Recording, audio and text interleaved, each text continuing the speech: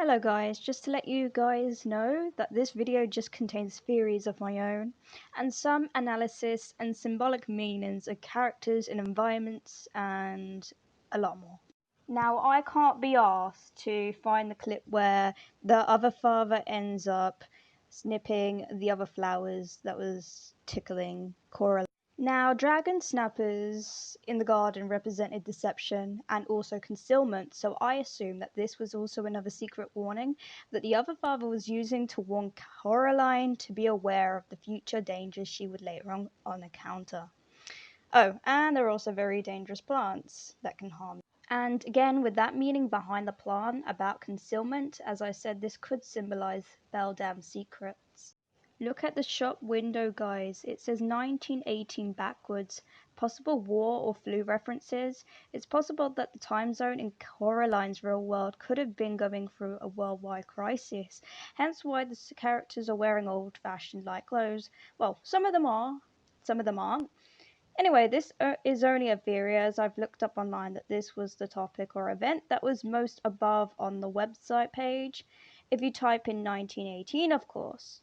And since Bobinski is light baby blue skin toned, I would have probably imagined he constantly wears that golden medal just because he was once, yeah, he had something to do with the war, perhaps. I'm only saying this due to the fact in the film we learn he originally was from Russia, which meant the Russian Empire was happening at the time.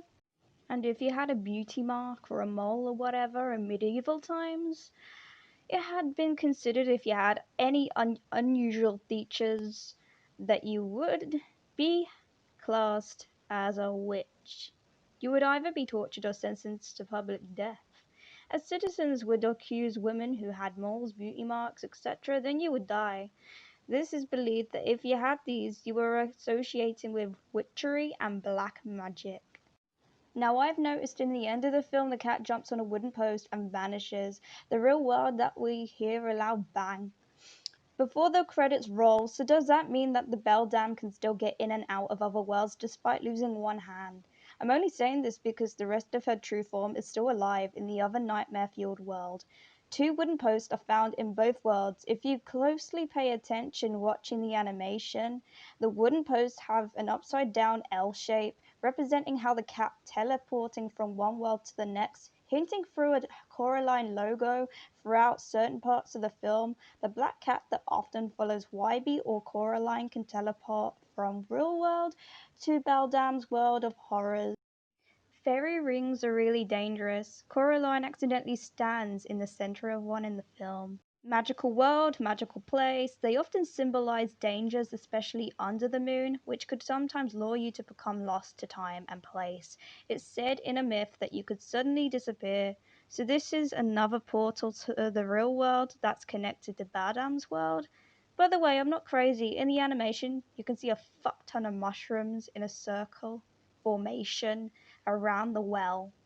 Now, if it's true that if you step foot inside the ring, you could disappear, would that strangely mean that because Beldam's metallic hand had been thrown inside the well and is now in the center space of the ring, so would this mean Beldam can't escape no more? Anywho, so do you remember when Wybie at first thought Coraline was going insane? Well, you see, if you look behind her in one scene, you can spot a star-shaped mat, which looks to be a compass, but I mean, this could just be an Easter egg, but I thought it was worth mentioning because this can be somewhat linked to my previous theory. So you know when I was just talking about fairy rings not too long ago? Yeah, well, yes, you know, when I said the two words time and place, but most importantly, as I was speaking, I did say the word lost. To think about it carefully, after losing her parents, Mel and Charlie, Coraline's character is going through multiple emotions and is very hard at her own thought process for an 11-year-old girl should have at the time, especially in any circumstance, really. I think it's completely natural for her to feel the way she felt, because anyone would have felt like that if they lost or out of nowhere had their parents be vanished from their very eyes. She would, in fact, feel very lost.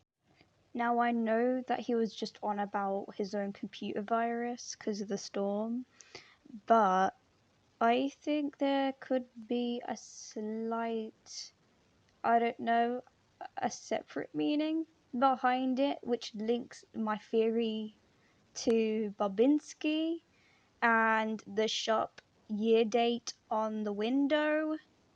I found a deleted scene from the film where they mentioned the word virus twice, which could, I don't know, well, I don't know. I'll just play it. My computer's fine, just a dang power outage from the storm. I can't believe you didn't back up your files. Actually, I can. The spell checker's gone straight too. Maybe I have a virus. I think dinner might have a virus. Oh, my twitchy witchy girl. I think you are so nice. Now, I find the scene very interesting because Coraline decides to doodle some swirls, which later on appears in another scene in the movie.